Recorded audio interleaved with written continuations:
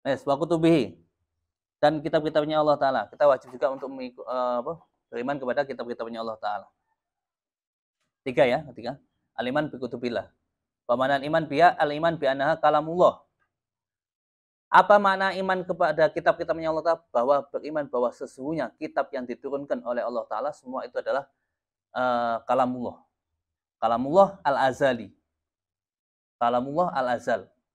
Jadi kalam-kalamnya Allah Ta'ala yang terdapat di dalam Al-Quran, Zabur, Injil, dan Taurat itu azali semua.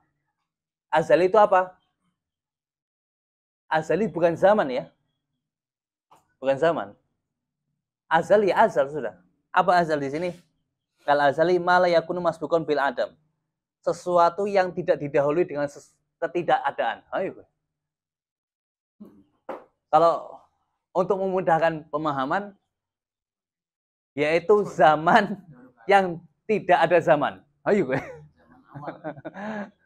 Jadi zaman yang tidak ada pada waktu zaman zaman yang tidak ada zaman. Apa? Yo, bukan zaman berarti. Iya, bukan zaman. Azali namanya azali. Zaman nol.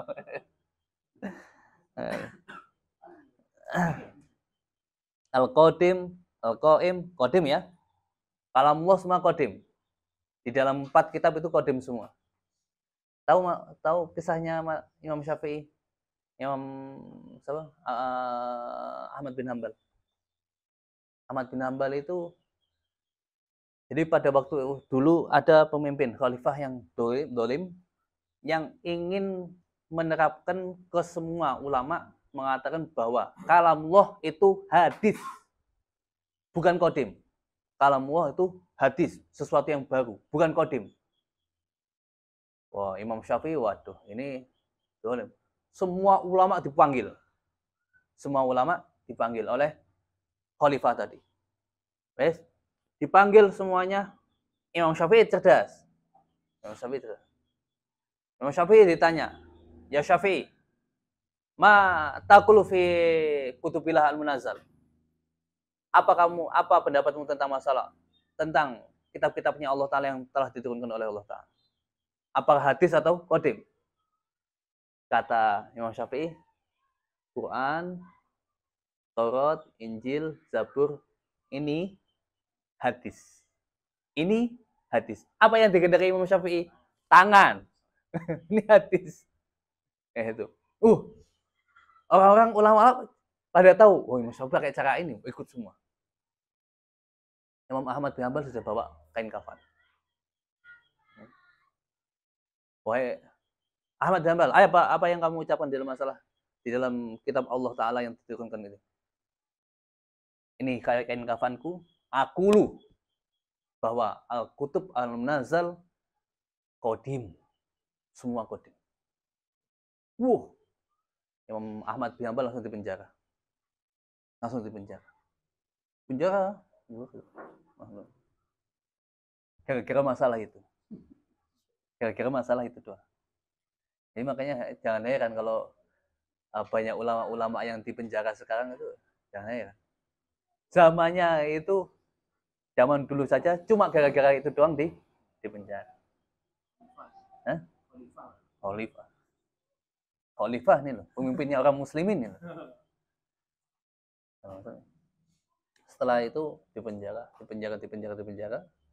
sampai beberapa tahun-tahun, sampai saya hitung itu kurang lebih 2 tahun 4 bulan atau 6 bulan. Imam Ahmad bin Hanbal di penjara. Setiap hari dicambuk. Dikeluarkan dari penjara dicambuk. Setiap hari, nggak pernah lepas. Cambuk. Kayak apa? Setiap hari dicambuk.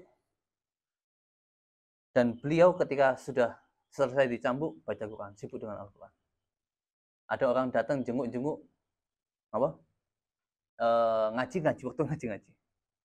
Udah dikasih waktu buat ngaji, udah semua keluar, sibuk dengan Al-Quran. Sampai khatam 7.000 kali. Di penjara khatam Quran 7.000 kali. Terus Imam Syafi'i mimpi ketemu Rasulullah SAW. Ya Syafi'i, ucapkan kepada Ahmad bin Hanbal bahwa inna ulumahum nafi'atun ila yaumil qiyamah. Bahwa sesungguhnya ilmu-ilmunya Ahmad bin Hanbal akan manfaat sampai hari kiamat. Bangun tidur seneng banget. Ngirim santri, kamu datang ke Imam Ahmad bin Hanbal, omongkan bahwa saya mimpi ketemu Rasulullah, Rasulullah bilang bahwa ilmu kamu akan manfaat sampai hari kiamat. Datang ke sana. Datang ke sana, santri Imam Syafi'i datang ke sana, mengabarkan semua itu. Seneng banget Imam Ahmad bin Hanbal itu seneng banget. Saking senengnya bingung, mau ngasih apa hadiah buat ini yang bawa kabar gembira ini. Karena orang Arab, orang-orang sana ya, kalau diberi kabar gembira, biasanya dia akan memberikan hadiah kepada orang yang membawa kabar gembira itu. Bingung mau ngasih santri Imam Syafi'i ngasih apa? Bajunya. Cuma bajunya doang. Padahal cuma baju tok satu tok itu dicopot dikasih. Kasihkan. Ya udah pakai apa izar doang kayak. Celana kayak gitu. Ada riwayat ada pakai izar doang. Apa namanya? Celana panjang. Kolor katanya. Saya mengatakan kolor. Pulang santrinya Imam Syafi'i. Imam Syafi'i tanya, apa yang kamu dapatkan? Apa yang hadiah yang kamu dapatkan daripada Imam Ahmad? Baju. Saya pinjam dulu. Sama Imam Syafi'i dicelupkan di air. Setelah itu diambil buat mandi, ada riwayat diminum. Kenapa? Saya ingin mengambil berkah daripada orang yang mempunyai jaminan dari Rasulullah bahwa ilmunya akan sampai hari kiamat akan manfaat.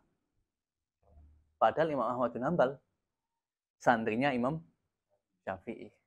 Tapi tetap mau mengambil berkah daripada santrinya. Beda sampai kiai saiki. Kiai saiki kon ngombe bekas santrinya nggak kelas. Dulu seperti itu Imam Syafi'i. Setelah itu Imam Ahmad bin Hanbal gara-gara mempertahankan akidah itu katanya. Kalau ikut Imam Syafi'i semua orang-orang nanti hancur nanti akidahnya orang. Imam Ahmad bin Hanbal mempertahankan itu. Setelah itu nggak lama kemudian Imam Ahmad bin Hanbal keluar dari penjara. Karena setelah itu khalifahnya itu dilengserkan, diganti dengan khalifah yang baik, dikeluarkan dari penjara, sudah. Tapi kan setiap hari dicambuk. Bahkan waktu dicambuk itu ada riwayat yang Ahmad bin Hanbal itu ini saking seringnya dicambuk, ininya kolornya itu sampai rusak-rusak. Dan sebentar lagi putus ini. Talinya itu putus. Setiap hari dicambuk. Waktu dicambuk dipegang di tali kayak. Ini mau putus nih, ya Allah, berdoa kepada ya Allah. Jangan engkau hinakan saya sampai terbuka auratku ya Allah. Jangan engkau hinakan saya ya Allah sampai terbuka auratku. Dicambuk sampai putus. Terus enggak melotot. Enggak turun. Betul gitu. Ini enggak turun. Jadi talinya sudah lepas tapi enggak melotot, enggak turun. Keramatnya. Setelah itu sakit-sakitan Imam Ahmad bin Hanbal akhirnya meninggal. Yang takziah itu 2 juta orang. Yang takziah 2 juta orang. Saking banyaknya yang takziah, orang-orang non-muslim sampai heran. Siapa yang meninggal? Oh, ini Ahmad bin Hanbal, dikatakan fadilah keutamanya Ahmad bin Hanbal itu apa 1 juta hadis apa ini. Ya, masuk Islam. Banyak orang masuk Islam. 70.000 orang masuk Islam hari meninggalnya Imam Ahmad bin Hanbal. Meninggalnya memberi keberkahan untuk orang muslim. Itu. Hidupnya membawa berkah, meninggalnya membawa berkah. Gitu, ini nggak ngerti gitu. Hidup kita itu kayak apa, mati kita kayak. Semoga husnul khotimah. Benar ini. Nanti ya. Apa?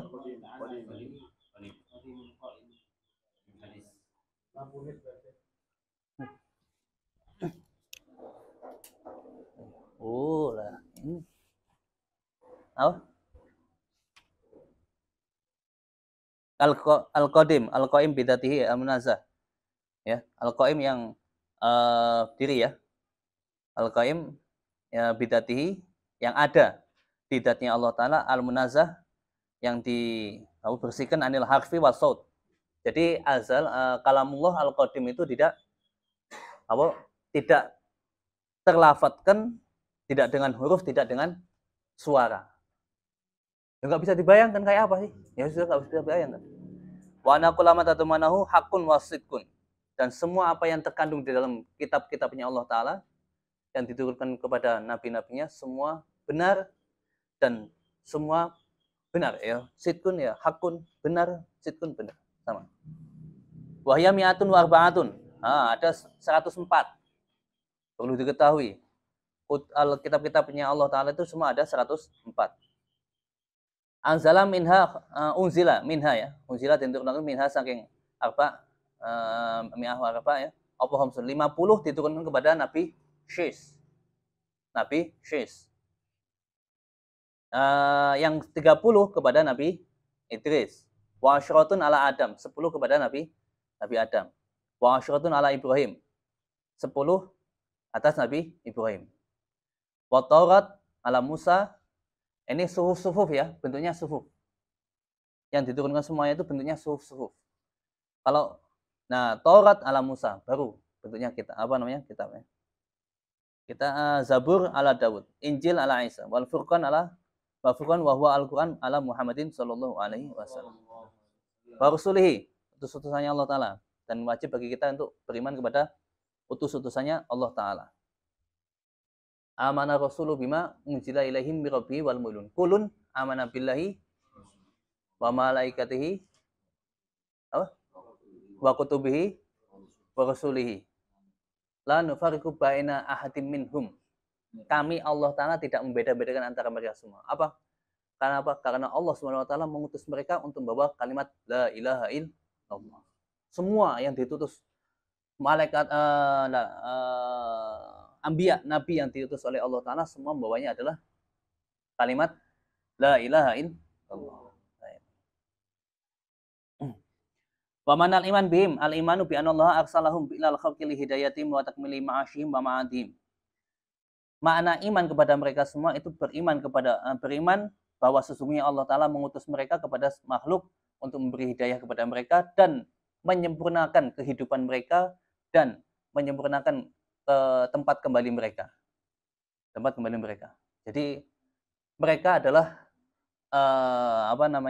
utusan Allah Ta'ala untuk menyempurnakan kehidupan kita semua. Dengan tanpa mereka hancur kehidupan. Manusia akan hancur. Akhlaknya akan hancur. Yang diutus saja masih hancur. Ya, sudah diutus lama masih hancur. Apalagi enggak diutus sama sekali.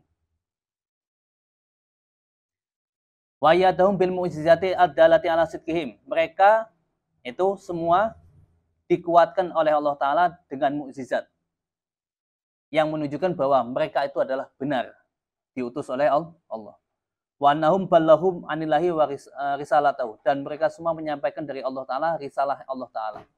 Wa bayanu ma amarahum bi bayanihi lil mukallafin, dan mereka menerangkan apa yang diperintah oleh Allah Ta'ala untuk menerangkan kepada orang-orang yang mukallaf.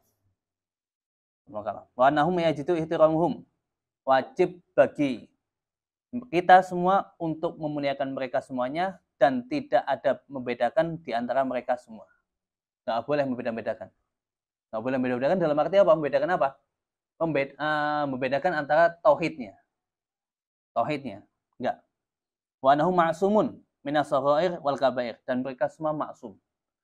Apa kata maksum itu? Maksum itu mereka dijaga daripada dosa kecil atau dosa besar. Dosa kecil sama dosa besar mereka dijaga. Makanya kita jangan sekali-kali mengucapkan Nabi Adam itu melakukan dosa. Nggak boleh. Di dalam kitab Ismatul Anbiya nggak boleh. Kita menisbatkan dosa kepada Nabi, nggak boleh. Nggak pantas Nabi melakukan dosa. Nggak boleh. Kalau mungkin kesalahan yang Allah Ta'ala kehendaki kepada mereka semua, gitu. Kita jangan ketika Nabi Adam itu diturunkan oleh Allah Ta'ala ke bumi dan gelepotan dosa, berlumur dosa. Saya pernah dengerin orang ceramah itu, orang ini cobalah ngaji tauhid dan ngaji masalah ismatul anbiya. Jangan sekali-kali Nabi Ayub gudikan, waduh, ya, gudikan. Nggak pantas. Menisbahkan kepada mereka semua nakois nggak boleh, kekurangan nggak boleh sama sekali. Nggak boleh menisbahkan kepada para nabi nakois. Apa nakois? Kekurangan. Itu nggak boleh. Dan mereka dijaga daripada dosa-dosa kecil, apalagi dosa kecil pun tidak pernah melakukan, apalagi dosa besar. Kalau kita nggak ada. Kalau aulia, wali-walinya Allah Ta'ala akan dijaga daripada dosa besar. Namanya mahfudun. Jadi ada maksum, ada mahfud. Maksum, kalau maksum dijaga daripada dosa-dosa kecil dan dosa-dosa besar. Kalau mahfud dijaga daripada dosa besar, walaupun masih melakukan dosa-dosa kecil. Kayak gitu. Loh, kalau kita harus memahfudkan diri.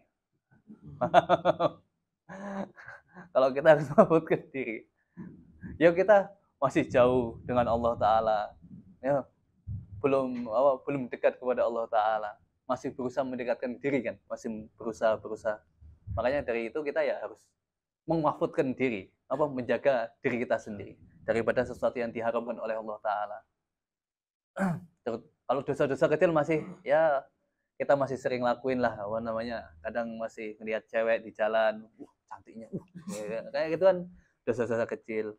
Nanti dihapus dengan wudu, dihapus dengan sholat jamaah, dihapus dengan amal-amal ibadah yang lain. Innal hasanat yudhibnas sayyi'at, ya. Sesungguhnya amal-amal baik itu akan menghapus amal-amal yang buruk. Mereka maksum. Wa'lam anna adada rusul salasumiyah wasalasata asyar. Ketahuilah bahwa bilangannya rusul semua ada 313, wakilah khamsata asyar 315. Ada yang mengatakan 313, ada yang mengatakan 315.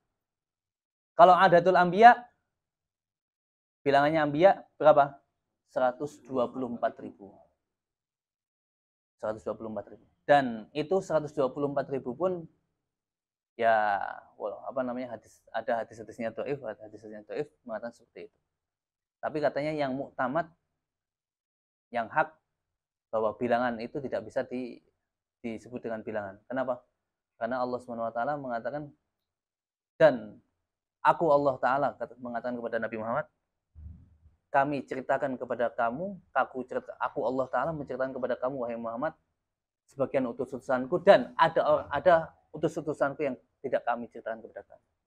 Berarti ada masih nabi-nabi yang disembunyikan oleh Allah Ta'ala. 124.000. Seperti bilangannya apa? Zulkifli. Ya, riwayat-riwayat ya, riwayat-riwayat. Ini mu'tamadnya ini nabi apa bukan? Nah, ada pendapat-pendapat di sini.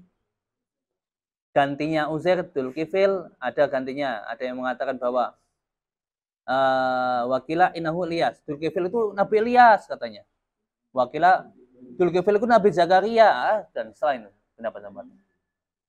Tapi mu'tamad Uzair itu termasuk Nabi juga. Nabi Uzair. Kalau kita ngelihat ya, Nabi semua ada berapa? 124.000. Dari 124.000 tersebut ada yang lebih utama, yaitu 313 Rasul. 313 tersebut dipilih oleh Allah Ta'ala yang paling utama 25. Dari 25 itu dipilih oleh Allah Ta'ala yang paling baik-baik, itu yang disebut dengan ulul azmi.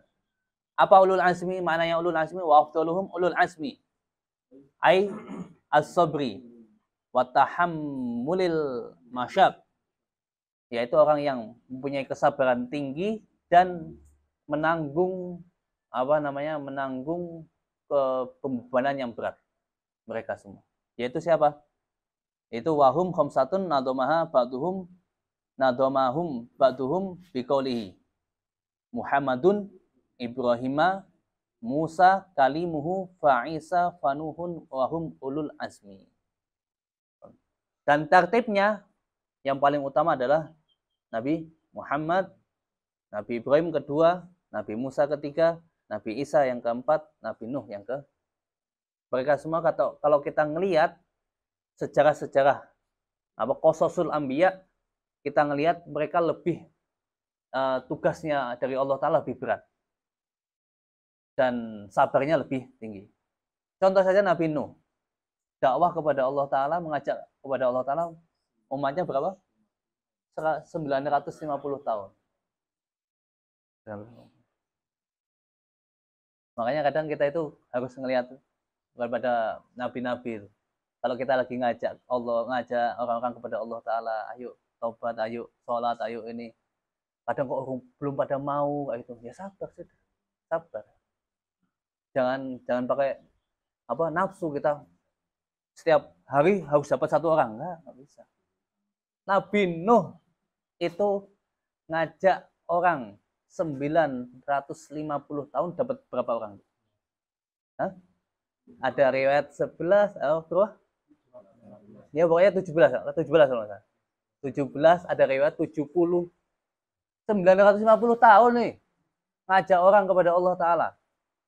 Kita baru berapa tahun ngajak orang-orang kepada Allah Ta'ala. Ini orang-orang pada sesat semua apa gimana nih? Orang nggak dapat hidayah semua. Jangan kayak gitu. Udah doain dulu mereka. Pelan-pelan. Ini saya buka pondok santri masih segini terus ya. Sabar. Kita ngelihat para nabi-nabi dulu dakwahnya kayak apa sih? Sabar. Ya, itu wajib ya. Wajib bagi mukallaf ya untuk mengetahui termasuk akidah iman ya. Wajib mengetahui sifat wajibnya bagi mereka, sifat mustahilnya bagi mereka, sifat jaiznya bagi mereka. Sifat wajibnya ada sidku, asidik, tabligh, amanah, fatonah. Mustahil arba, itu aja. Katib, kitman, khianah, balada. Jaizah itu adalah itisaf bil a'rad al-basyariyah allati la tadu ala naqsil. Kamarat ya.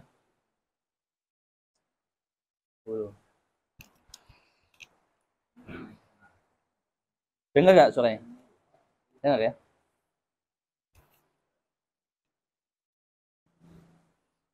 Suaranya nih. Ya. Wajib lama-lama. Termasuk kita ya, umatnya Nabi besar Muhammad SAW, wajib bagi setiap mukallaf itu di bawah itu. Aidon min aqaidil imani fi haqqi nabiyina Muhammadin sallallahu alaihi wasallam, wajib kita beritikad anahu Arabiyun. Wajib bagi kita beriman bahwa Nabi besar Muhammad itu adalah orang Arab, orang Quraisy, bahwa beliau abyad musyarrab bihumrah, putih yang dicampur dengan kemerah-merahan warna kulitnya. Sebaik-baiknya kulit. Sebaik-baiknya kulit. Wa nahu khatamun nabiyyin. Ada khatamun nabiyyin, ada khatimun nabiyyin. Ya. Wal mursalin. Wa nahu wulida bi Makkah, dilahirkan di Mekah. Wa bu'itsa biha, diutus di Mekah. Wa hajara ilal Madinah. Ini termasuk yang dianjurkan bagi kita kalau punya anak-anak, kita anjurkan untuk cinta kepada Nabi Muhammad SAW. Ditambahi, dikasih tahu juga bahwa kita itu umatnya Nabi Muhammad. Nabi Muhammad itu dilahirkan di Mekah, diutus di Mekah, hijrah di Madinah, meninggal di Madinah, dikuburkan di Madinah. Kita harus cinta kepada Nabi. Itu termasuk sesuatu yang harus bagi orang tua mengajarkan anak-anaknya. Dikasih tahu, suruh apalan nasab-nasabnya Rasulullah, nasab-nasab ibunya Rasulullah. Di sini wa mimma yanbaghi ma'rifatuhu nasabu, harus nasabnya kita harus tahu nasabnya Rasulullah. Terus kapan dilahirkannya Rasulullah di situ ya. Dan Rasulullah itu mempunyai istri berapa? Ya, mempunyai istri berapa? Nanti paling tanya, Bapak kok istrinya satu? Oh, paling kayak gitu nanti paling tanya. Kok Bapak istrinya satu doang? Ya itu kan Nabi. Saya kan Bapak kan bukan Nabi. Padahal takut sama istrinya.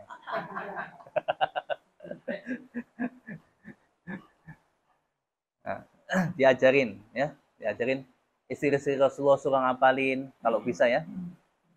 Apalagi anak-anaknya Rasulullah siapa? Ada berapa? Ada 7. Rasulullah meninggal, Rasulullah tinggal mempunyai anak satu doang. Rasulullah meninggal, tinggal punya anak satu, Sayyidah Khadijah, Sayyidah Fatimah.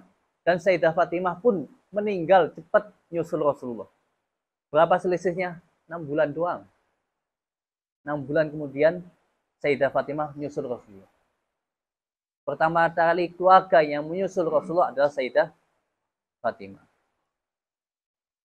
Karena dulu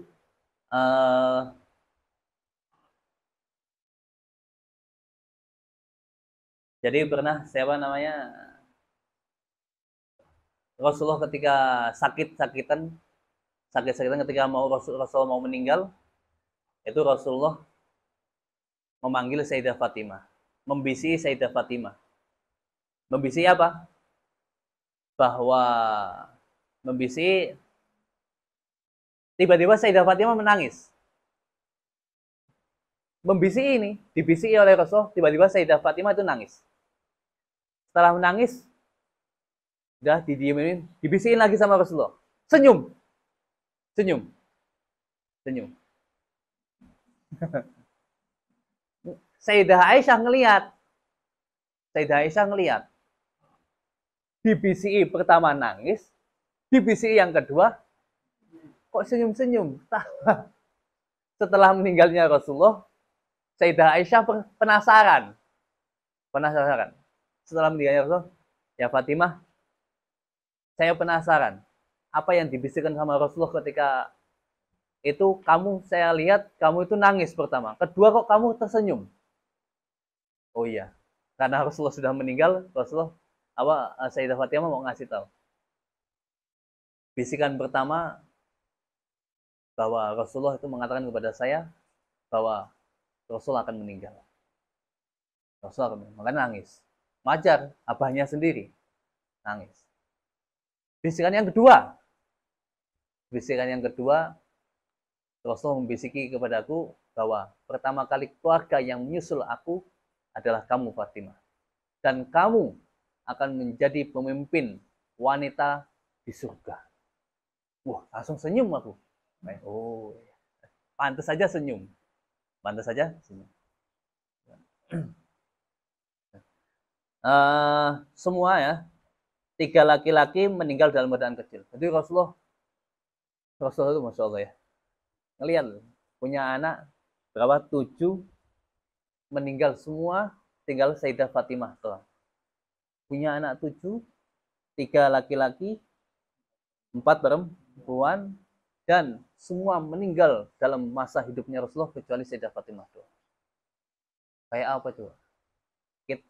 Terus contohlah ada orang ngelihat tetangga kita punya anak meninggal, punya anak meninggal, punya anak meninggal, punya anak meninggal, kayak apa coba rasanya? Kita yang nggak ngerasain aja udah, ya Allah, kasihan banget ya, kasihan banget. Itu yang dialami oleh Nabi besar Muhammad Sallallahu Alaihi Wasallam. Ada paman-pamannya Amam. Kalau Am ya, Am sama Khol beda ya. Ada Amam, ada Akhwal. Atau Amam itu jamaknya Am ya, Amun, paman. Kalau paman itu saudara daripada bapak. Kalau Khol itu saudara daripada ibu. Kalau di keluarga kami masih terbiasa semua ami, semua ami semua. Ini sekarang saya masih yang memperbaiki sedikit-sedikit itu biar biasa. Kalau anak saya Muhammad itu tak suruh dari kecil, mulai sekarang halati. Biasanya para habaib itu pakainya halati, kholati. Tapi kan enaknya manggil halati gitu. Kalau yang laki-laki hali kan kholi, aslinya kholi, manggilnya enaknya hali. Kalau manggil ini abang saya ya Ami Yahya, Ami Abu Bakar, Ami Hashim kayak gitu. biasakan.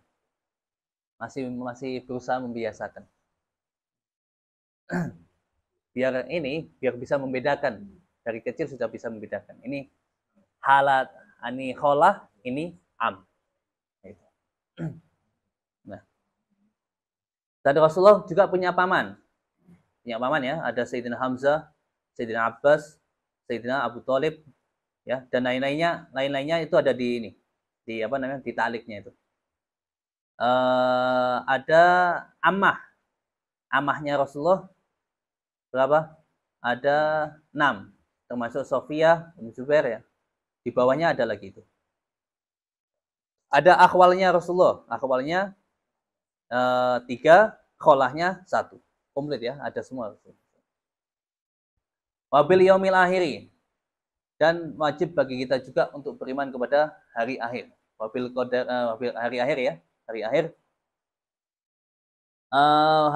Al yaumul akhir minal maut ila akhiri ma yaqum ila yaumil qiyamah ya.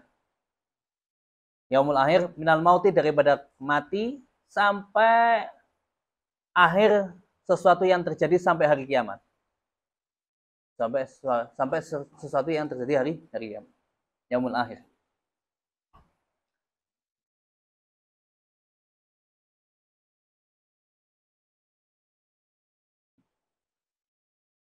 Sesuatu yang akan terjadi di hari kiamat apa saja ya, daripada apa ya di sini. Nah, wal makna al khamis min arkanil iman al imanu bil yaumil akhir wa manal iman bihi, maknanya iman kepada hari akhir itu al imanu bi annahu hakun, hari akhir itu akan benar terjadinya, wa bi annama yashtamilu alaihi minal mizan, dan sesuatu yang apa yang akan terjadi pada hari kiamat itu juga daripada mizan, sirat, jannah, nar, sulaul malakain, naimul qabri wa adabihi wa ghairi dzalika min umuril barzah hakun, semua. Ada yaumul mizan, yaumul hisab, ada sirat ya. Sirat juga semua akan benar semua. Surga, neraka itu benar semua. Wajib. Jadi makna daripada hari akhir ini yang digendaki adalah semuanya. Bukan hari akhir doang, bukan apa namanya hari kiamat doang, tapi apa yang akan terjadi pada hari kiamat itu, apapun itu, sirat, mizan, ilahiri, semua itu wajib bagi kita untuk beriman. Terus wabil qadari khairihi wa syarri minallahi ta'ala, dan wajib juga bagi kita untuk beriman kepada Allah Ta'ala, beriman dengan takdirnya Allah Ta'ala, baik takdirnya baik atau takdirnya buruk, dari semua itu dari Allah Ta'ala, dari Allah Ta'ala semuanya ya. Itu semuanya masalah takdir ya, masalah takdir banyak pembahasannya. Ini maknanya wal makna an-nasadis melakukan aliman bi anahu la budda min wuqu'i ma qadarallah, sesuatu yang telah ditakdirkan Allah Ta'ala pasti terjadi. Wa anahu la yastahilu wuqu'a ma lam yuqaddirhu, dan mustahil sesuatu terjadi dengan tanpa takdirnya Allah Ta'ala. Wa anal khaira wa syarr qaddarahuma Allah Ta'ala qabla khalqil khalqi, dan takdir baik atau takdir buruk itu sudah ditakdirkan oleh Allah Ta'ala sebelum menciptakan makhluknya. Wa anna jami'al kainati biqadaihi wa qadari wa iradatihi, dan semua kainat itu sesuatu yang maujud ya. Sesuatu yang maujud semuanya itu semua dengan qadanya Allah dan takdirnya Allah dan kehendaknya Allah Ta'ala, semuanya. Tanpa terkecuali kita juga termasuk kehendak takdir dari Allah Ta'ala. Kita bisa bertemu ini, bisa bersilaturahmi, bisa ngaji bareng, itu semua takdir dari Allah Subhanahu wa Ta'ala. Sedikit lagi. Fasun wa ma'na la ilaha illallah la ma'budu bihaqqin fil wujudi illallah. Fasun. Biar besok tinggal bahas fikih-fikih lagi. Fasun makna la ilaha illallah. Apa sih makna la ilaha illallah? Yaitu la ma'buda, tidak ada yang disembah bihaqqin, dengan hak, fil wujudi, di dalam wujudnya, illallah, kecuali Allah SWT. Hanya Allah Ta'ala yang boleh disembah di dalam wujud ini. Hanya Allah SWT. Hanya Allah Subhanahu wa taala yang berhak disembah untuk ibadah keludan. Makanya ada orang itu mencium kaki orang tua. Boleh nggak? Mencium kaki orang tua. Boleh nggak? Kayak seakan-akan kita bersujud ya. Bersujud apa? Menundukkan kepala ke kaki orang tua. Boleh nggak sujud? Bukan sujud ya. Mencium kaki orang tua. Ya. Ada tafsir dua hukumnya. Kalau dia niatnya ibadah berarti kafir, murtad. Nauzubillah min dzalik. Kalau dia niatnya takzim untuk mengagungkan sesuatu yang diagungkan oleh Allah Taala, kan orang tua diagungkan oleh Allah Taala. Anibutullah Taala wabil walidaini ihsana. Masalah ibadah kepada Allah dan mengagungkan orang tua, berbuat baik kepada orang tua disampingkan di dalam Al-Qur'an. Maka ketika kita menundukkan kepala, sujud mencium kaki orang tua dengan tujuan untuk satu, kalau ibadah berarti dia kafir. Kalau dia niatnya takdim mengagungkan orang tua atau menghormati orang tua, maka itu hukumnya baik. Sunnah ya, bukan orang tua. Itu. Beda ya. Jadi apa yang membedakannya? Membedakannya adalah niat. Yang membedakannya adalah ada niat. Kalau niatnya dia itu ibadah, haram, nggak boleh. Nggak boleh. Sujud dengan tanpa sebab boleh nggak? Nggak boleh. Kalau sujud dia niatnya ibadah dengan tanpa sebab apapun, haram. Di dalam kitab Bukhari ada. Sujud, mendudukkan kepala, niatnya ibadah, niatnya ibadah dengan tanpa sebab, sholat, sujud sahwi, sujud tilawah, sujud syukur, haram, hukumnya haram. Tapi kalau ada niat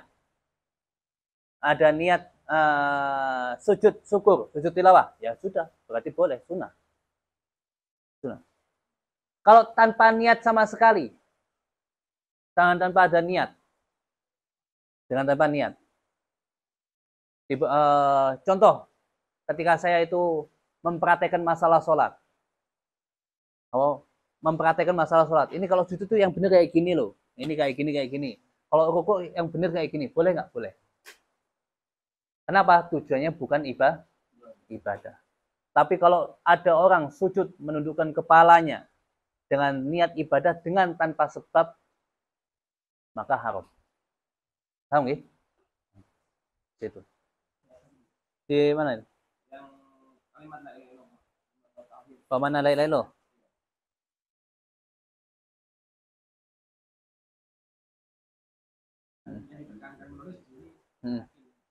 Wa qayyada al-mu'allif bil al-ma'bud bi qouli bi haqqin, dengan haknya ya. Ihtirazan karena mengecualikan anil ma'bud dari sesuatu yang disembah, bi batil dengan sesuatu yang batil. Fa inna afradahu kasiratun. Dan afrad itu jenis-jenisnya banyak. Jin, nujum. Itu jin berhak disembah nggak? Jin itu makhluk. Masa kita makhluk sama makhluk nyembahnya? Gitu. Makanya bihakin dengan hak, karena menyembah dengan jin itu hukumnya batil. Bukan hak. Kalau kita menyembah seharusnya kepada yang menciptakan kita. Jin bukan yang menciptakan kita. Jin bukan yang menciptakan kita. Jin, nujum, asnam atau nar, api untuk Perancis dulu itu negara penyembah api ya. Apa namanya? Majusi. Kristen menyembah manusia, Yahudi menyembah manusia.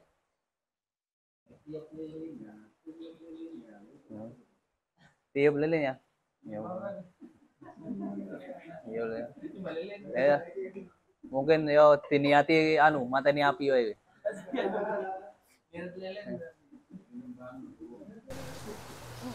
Hati-hati. Saya. Wallahu a'lam bishawab. Semoga diberikan istiqomah di sini ya. Semoga dapat ilmu yang berkah manfaat. Semoga kita diberikan husnul khotimah, diberikan futuh oleh Allah Taala. Allahumma ftah alaina fathan qariba wa ja'alna minal amilin wal qani'in syakirin nadhirin ala hadini wa nakum min salih wa ila hadratin Nabi Muhammadin sallallahu alaihi wasallam. Al-Fatihah.